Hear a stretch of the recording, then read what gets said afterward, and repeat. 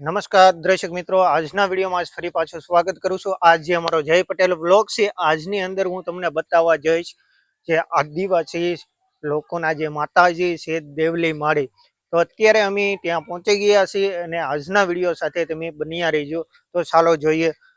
આ ફાઇનલી જે તમે મારી પાછળ આજે જોઈ રહ્યા છો, આ દેવલી માળીના મંદિરે જવા માટેનો ગેટ અહીંયા આવેલો છે ને અહીંયાથી પગથિયા ચડીને આપણે ત્યાં મંદિરે જવાનું રહેશે। આજે ફાઇનલી આદિવાસી દિવસ છે ને ખૂબ જ સરસ મજાની લોકોએ ઉજવણી પણ કરી ને આદિવાસી દિવસ એટલે બિરસા મુંડા ને જે એમને આદિવાસી સમાજ ભગવાન માને છે એવા બિરસા મુંડાનો આજે દિવસ છે।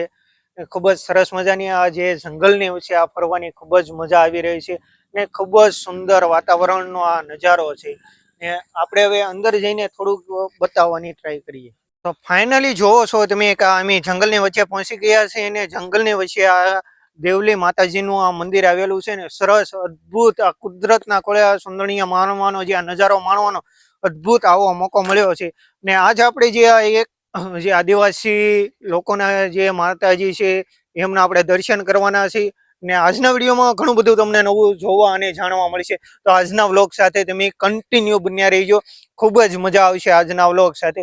અને આ સીડી ચડીને આપણે ફાઇનલી ઉપર લગી જવાનું છે ને સીડી ચડીને અંદાજે 1.5 કિલોમીટર જેટલું અંદર હશે એવું નીચેથી અમે અહીંના સ્થાનિક લોકોને પૂછ્યું હતું એટલે કહેતા હતા કે 1.5 કિલોમીટર અંદર છે ઉપર 1.5 કિલોમીટર એટલે ફાઇનલી આપણને ખબર નથી, અહીંના સ્થાનિક લોકોનું એવું કેવું છે કે 1.5 કિલોમીટર અંદર હશે ને ફાઇનલી હું જઈને તમને કહીશ કે અહીંનું કેવું વાતાવરણ છે, કેવી મજા આવી છે ને અહીંયા આજની ફરવાનો દિવસ અમારો કેવો રહ્યો છે ને કેટલુંક દૂર છે।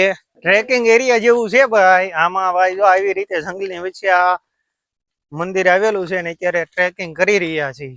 રસ્તામાં કંઈક આવું પડેલું મળી ગયું છે ભાઈ, જેને ખબર હોય એ આને કોમેન્ટ કરીને કહેજો આ શું છે। ને આ બાજુની સાઈડ આપણે નજારો જોઈ પણ શકીએ છીએ, આવો અદ્ભુત નજારો છે। હું તમને બન્યા રહેજો ભાઈ મારી સાથે, હું તમને આવો અદ્ભુત નજારો બતાવી ને આ તમે જોવો અત્યારે અહીંથી આખો વ્યૂ દેખાય છે ભાઈ, ડુંગરથી અહીંયા આખો વ્યૂ દેખાય છે ને અત્યારે ભાઈ આ જો ધુમ્મસ વાળું વાતાવરણ છે ને ભાઈ ઉપરથી આટલો સુંદર વ્યૂ છે ભાઈ, કાંઈ ઘટે નહીં હો ભાઈ। અહીંથી સરસ મજાનો આખો વ્યૂ આવી રહ્યો છે અને ખૂબ જ જોવાની મજા આવે છે। અહીંયા કલાકો સુધી બેઠા રહીએ એવી ફિલિંગ આવે। આવું આ અદ્ભુત લોકેશન છે, અહીંયા ઉપર આવીને ભાઈ અહીંયા ખૂબ જ મજા આવે એવું જો આ સરસ મજાનું આ અદ્ભુત આ લોકેશન છે અહીંનું। ફાઇનલી આપણે ઉપર પહોંચી ગયા છે ને ઉપર જો આ જોઈ શકો છો બંને બાજુ જે અહીંયા માતાજીની સુંદડી બાંધવામાં આવી છે, આ ઉપર માતાજીની સુંદડી બાંધવામાં આવી છે। આવું આ ફાઇનલી આ સરસ મજાનું ઉપરથી લોકેશન છે ને ઉપર ફરતી બાજુ ગ્રીલ ફિટ કરેલી છે અને અહીંયા બાંકડા ને એવું બધું મૂકેલું છે ને આપણે અહીંયા માતાજીના આપણે અહીંયા આવીને દર્શન કરી શકીએ। પણ બીજું કાંઈ અમને ખાસ અહીંયા જોવા નથી મળ્યું। દર્શન કર્યા અને ફરતી બધી બાજુ આપણે શાંતિથી બેઠા બેઠા નજારો માણી શકીએ, આવું સરસ મજાનું આ અદ્ભુત આ લોકેશન છે। તો ચોક્કસ ટાઈમ મળે તે અહીંયા ફરવા માટે આવજો। આપણે અહીંયા ઉપર જઈને જોઈએ કે ઉપર શું છે। ફાઇનલી આપણે આ ગુફાની અંદર આવી ગયા છે, અહીંયા ડુંગર ઉપર આવીને આ ગુફા છે અહીંયા સરસ મજાની। હવે આપણે એની અંદર જઈને આ લોકેશન જોવાના છીએ કે અહીંયા માતાજીના દર્શન કરવાના છીએ। નીચે શું છે આપણને અહીંયા ખબર નથી વધારે, તો અહીંયા જઈને આપણે જોઈશું। અહીંયા જો આવું સરસ મજાનું આ માતાજીનું અહીંયા સ્થાનક છે અને અહીંયા આવું સરસ મજાનું આ લોકેશન છે, વસ્તુ અહીંયા મૂકવામાં આવેલી છે આવું બધું, એટલે અહીંયા આપણે બહુ ઝાઝો ટાઈમ ખોટી નહીં થાય।